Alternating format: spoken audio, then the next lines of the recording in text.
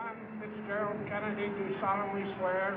I, John Fitzgerald Kennedy, do solemnly swear. That you will faithfully execute the office of President of the United States. That I will faithfully execute the office of President of the United States. And will, to the best of your ability. And will, to the best of my ability. Preserve, protect, and defend the Constitution of the United States. Preserve, protect, and defend the Constitution of the United States. So help you God. So help me God.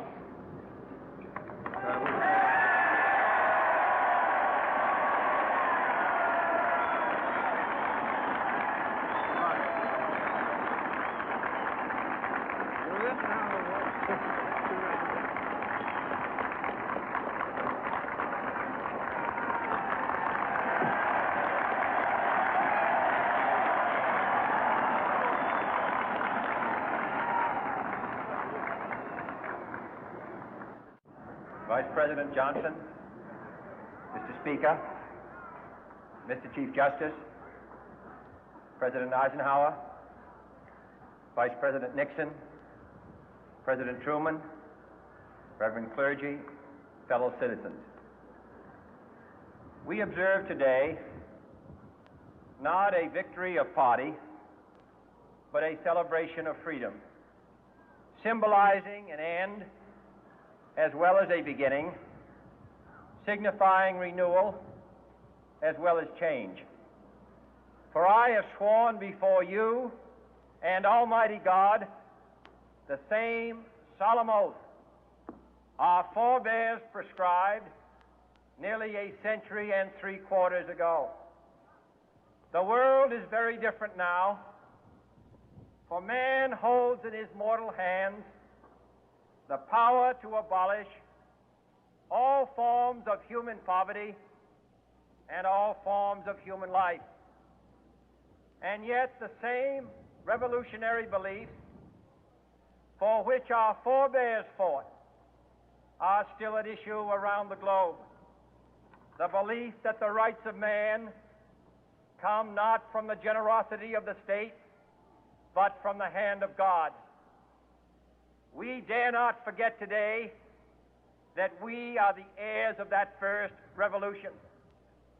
Let the word go forth from this time and place to friend and foe alike that the torch has been passed to a new generation of Americans born in this century, tempered by war, disciplined by a hard and bitter peace, proud of our ancient heritage, and unwilling to witness or permit the slow undoing of those human rights to which this nation has always been committed and to which we are committed today at home and around the world.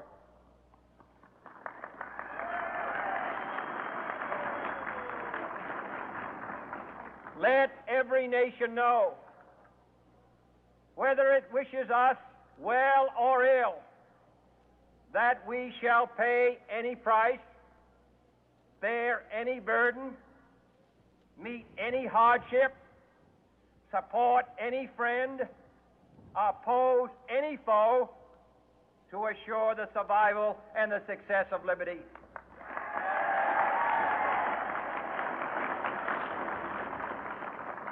This much we pledge and more. To those old allies whose cultural and spiritual origins we share, we pledge the loyalty of faithful friends. United, there is little we cannot do in a host of cooperative ventures. Divided, there is little we can do, for we dare not meet a powerful challenge at odds and split asunder. To those new states whom we welcome to the ranks of the free, we pledge our word that one form of colonial control shall not have passed away merely to be replaced by a far more iron tyranny. We shall not always expect to find them supporting our view, but we shall always hope to find them strongly supporting their own freedom, and to remember that in the past, those who foolishly sought power by riding the back of the tiger ended up inside.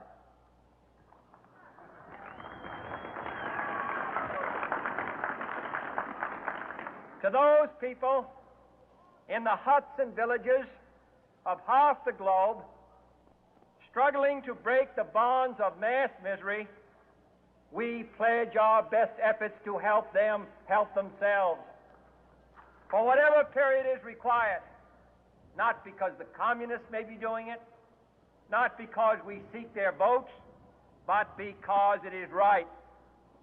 If a free society cannot help the many who are poor, it cannot save the few who are rich.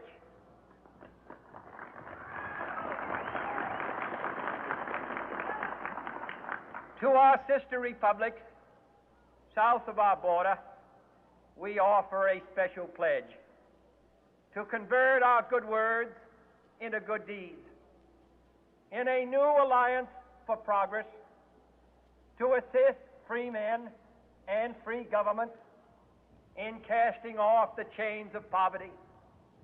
But this peaceful revolution of hope cannot become the prey of hostile powers.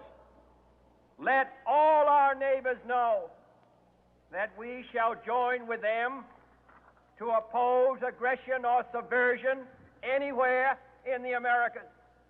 And let every other power know that this hemisphere intends to remain the master of its own house.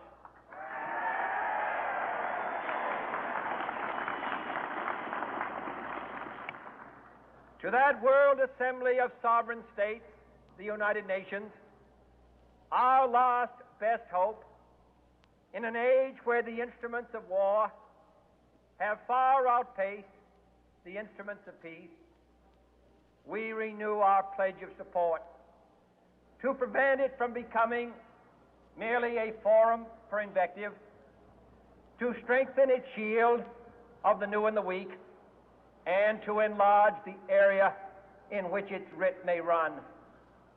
Finally, to those nations who would make themselves our adversary, we offer not a pledge, but a request that both sides begin anew the quest for peace.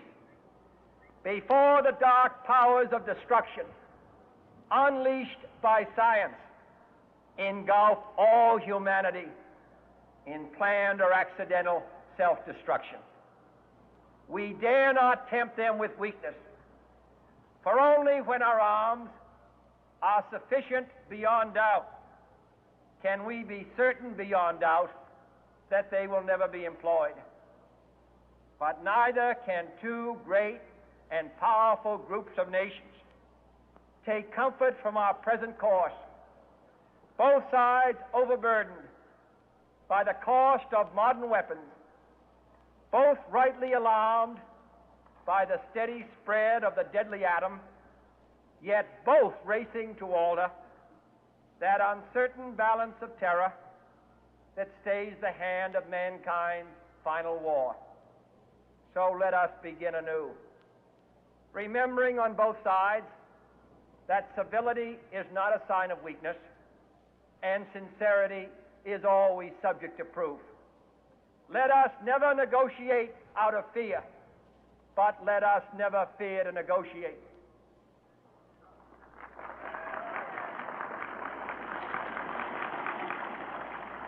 Let both sides explore what problems unite us, instead of belaboring those problems which divide us. Let both sides, for the first time, formulate serious and precise proposals for the inspection and control of arms, and bring the absolute power to destroy other nations under the absolute control of all nations.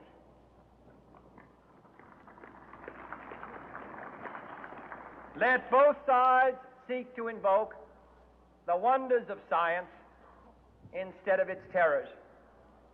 Together, let us explore the stars, conquer the deserts, eradicate disease, tap the ocean depths, and encourage the arts and commerce. Let both sides unite to heed in all corners of the earth the command of Isaiah to undo the heavy burden and let the oppressed go free.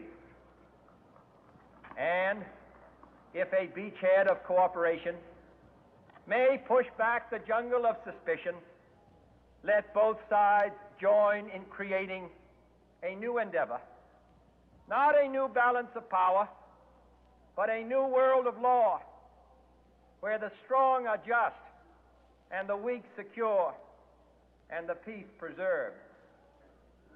All this will not be finished in the first 100 days, nor will it be finished in the first 1,000 days, nor in the life of this administration, nor even perhaps in our lifetime on this planet. But let us begin.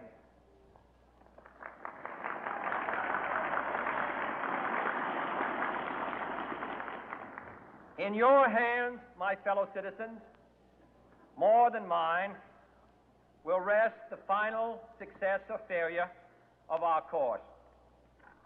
Since this country was founded, each generation of Americans has been summoned to give testimony to its national loyalty. The graves of young Americans who answered the call to service surround the globe.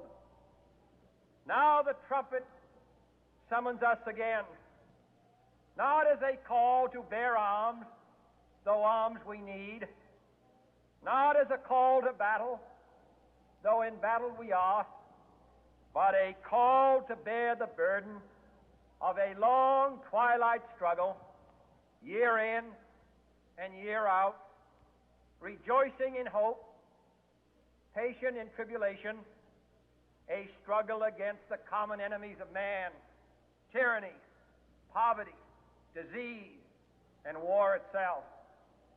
Can we forge against these enemies a grand and global alliance, north and south, east and west, that can assure a more fruitful life for all mankind? Will you join in that historic effort?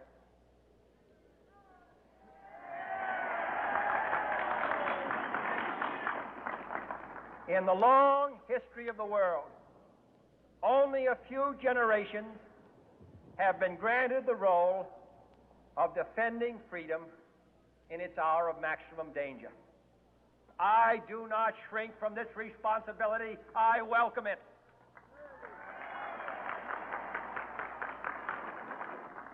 I do not believe that any of us would exchange places with any other people or any other generation. The energy, the faith, the devotion which we bring to this endeavor will light our country and all who serve it. And the glow from that fire can truly light the world. And so, my fellow Americans, ask not what your country can do for you, ask what you can do for your country.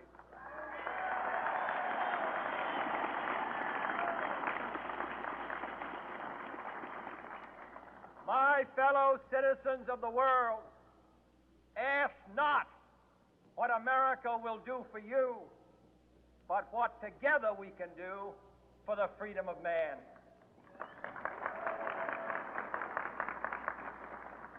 Finally, whether you are citizens of America or citizens of the world, ask of us here the same high standards of strength and sacrifice which we ask of you.